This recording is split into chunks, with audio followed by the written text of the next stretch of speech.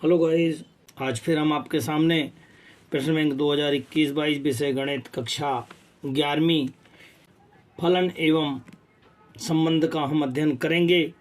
आज हम पिछले वीडियो में अभी तक हम आपको प्रश्न क्रमांक 1 से लेकर के 11 तक के प्रश्नों का अध्ययन करा चुके हैं। आज हम आपको प्रश्न क्रमांक 12 से लेकर के अंत तक के प्रश्नों का अध्ययन कराने का प्रयास करेंगे। अभी भी जिन्होंने हमारा चैनल सब्सक्राइब नहीं किया है वो जरूर सब्सक्राइब कर लें और अंत तक बने रहें, ताकि आपको एक एक क्वेश्चन बहुत बढ़िया तरीके से समझाने का प्रयास किया गया है। यहाँ पर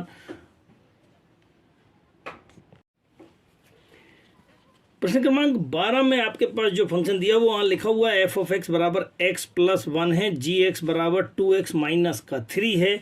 तो दोनों को प्लस माइनस मल्टीप्लाई डिवाइड करके फंक्शन को बताना है। बहुत सिंपल होता है। जब हमको f प्लस जी चाहिए, दैट मीन्स दोनों को फंक्शनों को प्लस करना है। ये एफ वाले को और ये जी वाले को दोनों को उठा करके यहाँ पे प्लस कर देंगे और बाद में सॉल्व कर देंगे। एक्स से एक्स वालों के पास में ले जाएंगे तो 2x और एक ये 3x बन जाएगा और 3 में से 1 जाएगा, माइनस का 2 बचेगा। आंसर आ गया। अगर माइनस वाला निकलना है तो एफ वाला माइनस जी वाला दोनों की वैल्यू उठा करके रख देंगे। माइनस का ब्रैकेट खोलेंगे तो ये माइनस में हो जाएगा और ये प्लस में हो जाएगा। इन दोनों को सॉल्व करेंगे, माइनस का x हो जाएगा और 3 और 1 4 बन जाएगा। यदि मैं और आगे की बात करता हूँ मल्टीप्लाई में, तो मल्टीप्लाई में पहला एफ वाला रख देना, जी वाला रख देना, दोनों का मल्टीप्लाई कर देना। पहले से पहले का दूसरे से इस प्रकार से मल्टीप्लाई करते हुए चलेंगे तो 2x स्क्वायर माइनस का 3x प्लस का 2x माइनस का 3, या 2x स्क्वायर। इन दोनों को थोड़ा सॉल्व करके देखो तो माइनस का x और माइनस का 3 मिल जाएगा। यदि मैं डिवाइड वाले की बात करता हूँ तो डिवाइड वाले में आपके पास कितना हो जाएगा, f वाले को रख दो ऊपर, नीचे जी है तो नीचे जी वाले को रख दो। चूंकि अभी डिवाइड हो नहीं रहा आसानी से, यही आपका आंसर कंप्लीट हो गया। प्रश्न क्रमांक 13 में भी वही क्वेश्चन है जो ऊपर वाला था। f ऑफ x दिया हुआ, gx दिया है, दोनों का प्लस माइनस मल्टीप्लाई और डिवाइड निकलना है। अरे कुछ भी नहीं करना, दोनों को प्लस करना है तो ये आपने प्लस कर दिया है। माइनस करना है तो माइनस कर देंगे। आप माइनस करेंगे तो ज़्यादा से ज़्यादा चिन्ह बदलेंगे तो 2x स्क्वायर माइनस का 2x माइनस का 1। अगर दोनों का मल्टीप्लाई करना है तो f की वैल्यू डालेंगे और g की वैल्यू डालेंगे, दोनों का मल्टीप्लाई करके अंदर गुणा करो, 2x की घात 3 और ये x स्क्वायर। अगर भाग वाला है तो ऊपर f वाला लिख दो, नीचे g वाला लिख दो। भाग अब आसानी से जा रहा हो तो ठीक, नहीं तो आप यहीं पे आंसर छोड़ दीजिए, आंसर कंप्लीट हो। प्रश्न क्रमांक 14 में f ऑफ x बराबर रूट ऑफ x दिया हुआ है, gx बराबर x दिया हुआ है, तो दोनों का प्लस निकलना है। प्लस मतलब दोनों को प्लस करना, तो g की वैल्यू और f की वैल्यू दोनों को रख दिया। f माइनस का g तो f की वैल्यू माइनस g की वैल्यू, बीच में माइनस का साइन है तो माइनस रख दिया। अरे दोनों का मल्टीप्लाई है तो दोनों को लिख दिया है, f वाला और g वाला दोनों का मल्टीप्लाई कर दिया। क्योंकि यहाँ पे घात 1/2 है और रूट में है 1/2 और एक ये है तो 3/2 हो जाएगी। और अगर भाग वाले की बात करते हैं तो भाग दे दिया है, क्योंकि ये सॉल्व हो रहे हैं। ये तो 1/2 था और ये 1 तो जैसे ऊपर जाएगी घात माइनस की हो जाएगी और 1 में आधे में से 1 जाएगा तो अर्थात माइनस का 1/2 बचेगा। तो हम कह पाएंगे कि हमारा आंसर कितना होगा, माइनस का 1/2। प्रश्न क्रमांक 14, किसी भी फलन का प्रांत निकालने के लिए वे सभी मान जो हम इस फलन में रखने के बाद वह फलन परिभाषित होता है प्रांत कहलाते हैं। फिर से समझने का प्रयास करें। वे सभी मान जो हम इसमें रख दें और परिभाषित हो, अर्थात ये रूट के अंदर आपका कभी भी हो धनात्मक आंसर आना चाहिए, तभी वह परिभाषित है। रूट के अंदर यदि माइनस आ गया तो वो तो अपरिभाषित हो गया ना, आयोटा बन गया, काल्पनिक संख्याएं बन गई हैं। अर्थात हमें इसमें क्या चाहिए, ये धनात्मक संख्या चाहिए। अर्थात ये नंबर कैसा होना चाहिए, 0 से बड़ा होना चाहिए। हमने इसको 0 से बड़ा ले लिया, एक्स स्क्वायर उधर ले गए हैं। एक्स स्क्वायर का जैसे हम इधर लिखा है तो मुंह चूंकि 9 की ओर खुला था इधर की ओर ऐसा वाला, ऐसे हम 9 की ओर खोल दिया है। और एक्स बराबर जब यहाँ से स्क्वायर हटाए तो यहाँ रूट लग गया है। रूट लगेगा तो यहाँ पे इसकी वैल्यू कितनी होती है, प्लस माइनस का 3 होती है। अर्थात हमारे पास जो एक्स की वैल्यू निकली वो कितनी निकली, -3 और प्लस का 3। तो हमारे पास जो प्रांत निकलेगा वो कितना निकलेगा, -3 से +3 के बीच में होगा। ये सारे मान इस पे रख सकते हैं। अगर हम 3 से बड़ा 4 रखने गए तो सोच के बताओ, 4 रखा, 4 चौका 16, 9 में से 16 माइनस का आ जाएगा, संभव ही नहीं है। अर्थात अपने पास जो संभव मान है वह केवल -3 और 3 के बीच के सारे परिमेय संख्याएं। अर्थात इनको लिखने का जो तरीका होता है, क्योंकि एक क्वेश्चन का निशान भी लगा हुआ है इसलिए ब्रैकेट बड़ा वाला लगेगा -3 से 3 के बीच में, और यह इसका क्या कहलाएगा, प्रांत कहलाएगा। अब परिसर किसे कहते हैं, प्रांत के वे सभी मान रखने के बाद जो आंसर प्राप्त होता है वह उसका परिसर कहलाता है। ये प्रांत के जितने भी मान हैं वे सभी मान जाकर के हम इसमें रखते फलन में, जो भी आंसर प्राप्त होता है वह क्या कहलाता है, परिसर कहलाता है। तो हम रखने का प्रयास करते हैं। सो मैंने यहाँ रखने का प्रयास किया -3 और 3, -3 और 3 के बीच की सारी संख्याएं रखी। जब भी आप रखोगे तो आपके पास कैसा आएगा, वह सभी मान कैसे होंगे 0 और 3 के। अगर आप 3 रखते हैं तो 3 त्रिका 9, 9 में से 9 गया 0। यदि आप 0 रखते हैं तो 9 में से 0 गया तो 9, 9 अर्थात करनी 3, 9 अर्थात 3। मतलब आपको आंसर ज़्यादा से ज़्यादा क्या मिल सकता है, 0 और 3 के बीच में मिल सकता है, बस इससे आगे कोई आंसर नहीं मिलेगा। तो वह उसकी रेंज कहलाती है, परिसर कहलाता है। तो हम कह पाएंगे कि यहाँ पर इसका परिसर 0 और 3 के बीच में होगा, अर्थात परिसर का जो लिखने का तरीका है वह x, और ये 0 है लिखा है, ये कितना लिखा है 0 लिखा हुआ है। 0 is less or equal to x less or equal to 3, अर्थात यहाँ पे हम अगर सांकेतिक भाषा में लिखें तो 0 और 3 के बीच की सभी परमेय संख्याएं के बीच की नहीं की इंक्लूड भी किया गया है। बड़ा ब्रैकेट है, बड़ा ब्रैकेट है मतलब ये इक्वल टू का निशान है, ठीक है ना। तो 0 और 3 के साथ साथ उनके बीच की सभी संख्याएं वह कहलाएंगे उसके परिसर के। क्वेश्चन नंबर 16 में क्या लिखा हुआ है, प्रांत निकालना है, डोमेन और रेंज निकालना है, अर्थात परिसर निकालना है। तो हम इसको फिर से धनात्मक लेंगे, जैसे हमने इसको धनात्मक लिया तो x का मान 1 से बड़ा। अब 1 से बड़ा कुछ भी लिख सकते हो आप, 2, 3, 4, 5, 6, 7, 8 अनंत तक के। तो हमारे पास इसका डोमेन कितना हो जाएगा, 1 से लेकर के अनंत तक का हो जाएगा। अब 1 से बड़ा कुछ भी नंबर लग सकते हो, तो जैसे हमने 1 रखा तो इसका मान कितना आ जाएगा 0, 2 रखा तो 1 आएगा, करनी में 3 रखा तो 4 रखा, 5 रखा, कुछ ना कुछ लेकिन धनात्मक संख्या आती जाएगी। अर्थात यहाँ पे आंसर कितना होगा, अगर हमने ये सारे मान रखे तो 0 से बड़ा कोई सा भी नंबर होगा, अर्थात इसका परिसर कितना होगा, मान रखने पर 0 या उससे बड़ी संख्या प्राप्त होगी। तो हम कह पाएंगे कि उसकी रेंज कितनी होगी, 0 से लेकर के अनंत तक होगी। यहाँ आप लोगों ने गौर नहीं किया कि यहाँ मैंने बड़ा ब्रैकेट लगा रखा है, यहाँ छोटा ब्रैकेट लगा हुआ है। इसका मतलब ये होता है कि 1 भी रख सकते हैं लेकिन अनंत नहीं आएगा नंबर, अनंत नहीं रखना है, अनंत से 1 कम, अर्थात यह वाला नंबर इसमें इंक्लूड नहीं होता लेकिन यह वाला नंबर इंक्लूड हो जाता है। बड़े ब्रैकेट का मतलब ये होता है।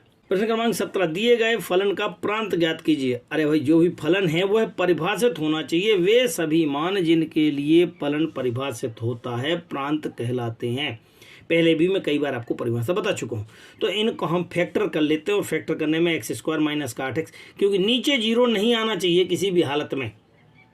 अगर नीचे 0 आता है वह नंबर रखने पर तो फलन परिभाषित नहीं हो, क्योंकि अनंत बन जाएगा।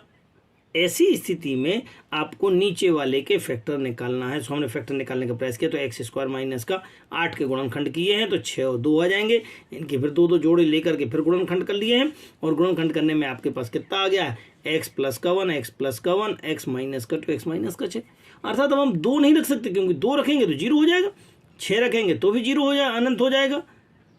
अर्थात 2 और 6 को छोड़ करके सारी संख्याएं रखी जा सकती हैं। तो डोमेन कितना हो गया है, समस्त वास्तविक संख्याएं। ध्यान रखना रियल नंबर, लेकिन 2 और 6 को छोड़ करके यहाँ मैंने मिडिल ब्रैकेट यूज किया है, वहाँ पर हमने स्मॉल और कैपिटल ब्रैकेट यूज किए थे। यहाँ मिडिल ब्रैकेट का मतलब वही अंक स्पेशल, 2 और 6 ही स्पेशल को छोड़ना है। 2 के बाद 2.1, 2.4 जो भी आएंगे, 6.1, 5.9 वह सारे रखे जा सकते हैं, केवल 2 और 6 को नहीं रखा जा सकता है। तो 2 और 6 को छोड़ करके समस्त वास्तविक संख्याओं का समुच्चय वह उसका क्या कहलाएगा, प्रांत या डोमेन कहलाएगा। प्रश्न क्रमांक 18 में भी इसी प्रकार से आपको प्रांत ज्ञात करना है। तो आप नीचे वाले अर्थात डिनोमिनेटर के हर के आप गुणनखंड करेंगे, गुणनखंड कर लिए, यहाँ 4 आ गया, 1 आ गया है, 4 और 1 नहीं रख सकते हैं, 4 और 1 के अन्य अलावा आप सभी वास्तविक संख्याओं के लिए फलन परिभाषित है। अर्थात इसका डोमेन कितना हो जाएगा, समस्त वास्तविक संख्याएं रियल नंबर माइनस 1 और 4, 1 और 4 को छोड़ करके समस्त वास्तविक संख्या, इसका क्या कहलाएगा, प्रांत कहलाएगा। प्रश्न क्रमांक 19, प्रश्न क्रमांक 19 में आपके पास एक फलन दिया हुआ है जिसके मान दिए हुए 1 1 2 3 0 माइनस का 1 माइनस 1 माइनस 3 जेड से जेड तक एक रैखिक फलन है। कैसा फलन है, रैखिक। चूंकि दिया गया फलन f ऑफ x एक रैखिक फलन है, अतः इसे हम y बराबर mx प्लस सी, हमारे पास एक रैखिक रेखा का समीकरण हुआ करता था yx प्लस सी, जो 11वीं में हम आपको आगे पढ़ने को मिलेगा। तो यहाँ रेखा का समीकरण जो y बराबर mx प्लस थी था, तो हम इसको क्या लिख सकते हैं, f ऑफ x बराबर mx प्लस सी लिख लिया। अब इन मानों के लिए संतुष्ट करते हुए m और c का मान ज्ञात करना। सो अगर मैंने यहाँ 1 1 लिया है तो 1 और 1 लिया है, तो x जगह पे 1 रखेंगे तो यहाँ पे भी इक्वल टू में 1 आ जाएगा। यहाँ पे x जगह 1 रखा, देख लीजिए m इंटू 1 प्लस का c इक्वल टू में भी 1 लिखा है, और इससे हमने इसको हल करने का प्रयास किया तो m plus C equal to 1 आ गया। अगर अगला पॉइंट 0 माइनस का 1 लेते, 0 माइनस 1 लिया है तो आपके पास क्या हो जाएगा, एक्स की जगह 0 रखना है, एक्स की जगह 0 रखेंगे, एक्स की जगह 0 रखा है, यहाँ पे सी लिखा हुआ है, एफ ऑफ एक्स का 1 कितना आ जाएगा, माइनस का 1, तो माइनस का 1 ये 0 बन गया, अर्थात सी इक्वल टू माइनस का 1 आ जाएगा।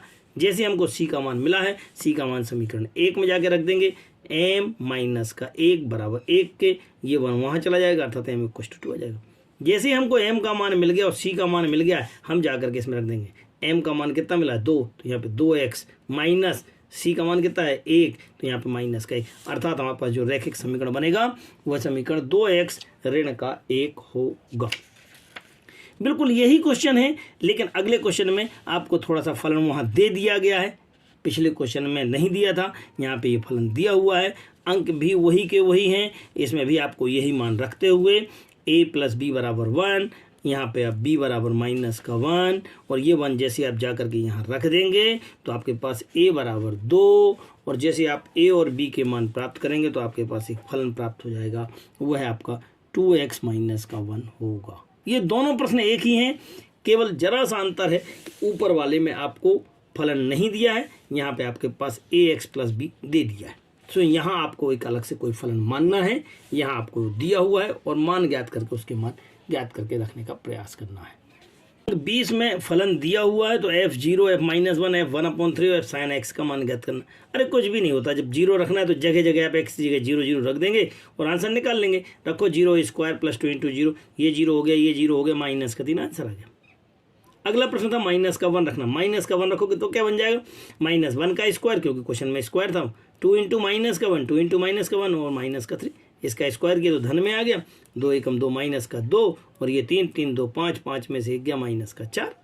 अब अगला जो नंबर था क्वेश्चन था वो 1/3 था, जैसे हम 1/3 रखेंगे तो यहाँ पे 1/3 का स्क्वायर प्लस का 2/2 इंटू 1/3 माइनस का 3, इसका स्क्वायर किया तो कितना आ जाएगा 1/9।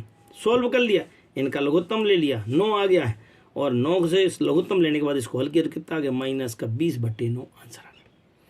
अगला क्वेश्चन था आपके पास एफ ऑफ साइन एक्स ज्ञात करना, जगह जगह आप साइन का वैल्यू रखेंगे यहाँ पे आपके पास, तो साइन स्क्वायर एक्स प्लस का 2 साइन एक्स माइनस का 3, और इस प्रकार से आप प्रश्न क्रमांक 21 में टी डिग्री सेल्सियस तापमान का फ़ारेनहाइट से चित्रण किया गया है, जहाँ T C equal to 9c/5 plus 32 के द्वारा परिभाषित निम्नलिखित फलन को ज्ञात कीजिए। T0, T28, T माइनस का 10 और इनको मान ज्ञात करना है। सो TC बराबर आपके पास जो फलन दिया था T0, अर्थात C की जगह 0 रखना, C की जगह 0 ध्यान रखना, C की जगह जैसे 0 रखा तो ये पूरा 0 हो गया, अर्थात आंसर कितना हो जाएगा 32।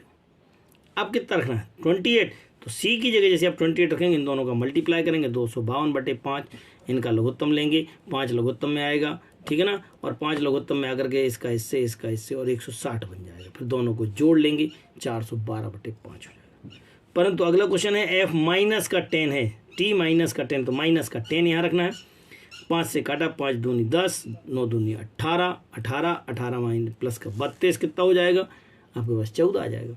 अगला एक क्वेश्चन था, जब c बराबर 212 है तो TC बराबर 212, तो C का मान ज्ञात करना, इसकी जगह 212 रख दो, समीकरण के सामने आप 212 रखेंगे, उसको हल करेंगे, 32 उधर जाएगा, 180 बचेगा, 5 ऊपर गया, 9 नीचे, 9 से काटा, 9 दूनी 18, 20, 20 धाम 100, 20 पंचे 100, और इस प्रकार से आपके पास C इक्वल टू कितना हो जाएगा 100 हो जाएगा। प्रश्न बैंक का यह इस अध्याय का अंतिम प्रश्न है, देखते हैं ध्यान से। f ऑफ x बराबर x स्क्वायर है, तो f ऑफ 1.1 का स्क्वायर माइनस का f ऑफ 1 अपॉन में 1.1 माइनस 1 का मान ज्ञात कीजिए, जबकि f ऑफ x बराबर सवाल में लिखा हुआ है कि x स्क्वायर है, तो f ऑफ 1 का मान अर्थात 1 का स्क्वायर इक्वल टू 1 होता है। f ऑफ 1.1 का स्क्वायर अर्थात 11 का स्क्वायर 121, और 2 अंकों के बाद दशमलव अर्थात 1.01 हुआ। मान रखना शुरू कर देते हैं, इसका मान था 1.01, इसका था 1, अपॉन इन दोनों में से घटा दिया, कितना बचेगा, इसमें से घटाएंगे 0.1, इसमें से इसको घटा दिया 0.21/0.1, ये ऊपर से दशमलव सारे हटाए तो यहाँ पे 10 आ गया, 10 से और इसको सोल्व कर लिया तो 2.1 अर्थात 2.1 आपका आंसर आ गया है।